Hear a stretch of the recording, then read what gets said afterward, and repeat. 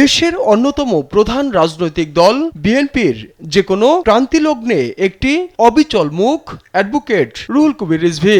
দীর্ঘ সময় ধরে বিরোধী রাজনীতির কঠিন বাস্তবতায় তিনি ছিলেন দলের সরব কণ্ঠস্বর। তীব্র অসুস্থতা বা গ্রেপ্তারের ঝুঁকি উপেক্ষা করে দিনের পর দিন নয়াপল্টনের কার্যালয়ে অবস্থান করে দলের কার্যক্রম সচল রাখেন এই নেতা। বিএনপির সাবেক মহাসচিব মির্জা ফখরুল ইসলাম আলমগীর রাষ্ট্রপতি নির্বাচিত হওয়ার পর দলের দ্বিতীয় সর্বোচ্চ পদে দায়িত্ব দেয়া হল অ্যাডভোকেট রুহুল কবির রিজভীকে।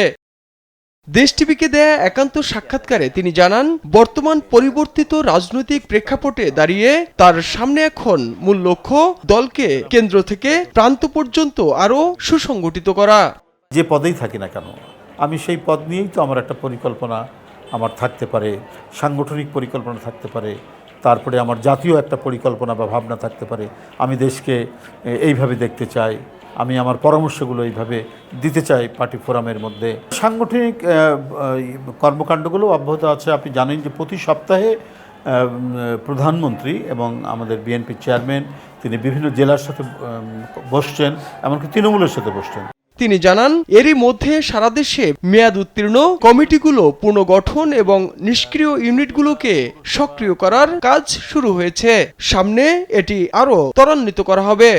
সংগঠন তখনই শক্তিশালী হয় যখন সংগঠনের মধ্যে রেগুলার কমিটি, একটা মেয়াদের পর নতুন কমিটি আসে, নতুন কমিটি দেওয়া হয়, নতুন ব্লাড রক্ত এখানে সঞ্চালিত হয় সংগঠনে। তো সাংগঠনিক কার্যক্রম যে থেমে আছে এটির কোনো কারণ নয়, সাংগঠনিক কার্যক্রম অব্যাহত গতিতে।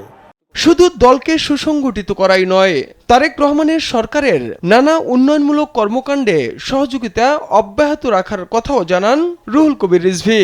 বিএনপির যে নির্বাচনী ম্যানিফেস্টোতে যে অঙ্গীকারগুলো আছে সেগুলো বাস্তবায়নে তিনি যে তৎপরতা দেখাচ্ছেন, সেই তৎপরতা মাধ্যমে তিনি কতটুকু অর্জন করতে পারছেন, তার কর্মসূচি কত শতাংশ, সেগুলো স্ট্যাটিস্টিক্যালি সেগুলো নানাভাবে জনগণকে উপস্থাপন করার কাজটা করবে হচ্ছে রাজনৈতিক দল, অর্থাৎ বাংলাদেশ জাতীয়তাবাদী দল বিএনপি। তাইফুর রহমান তুহিন, দেশ টিভি, ঢাকা।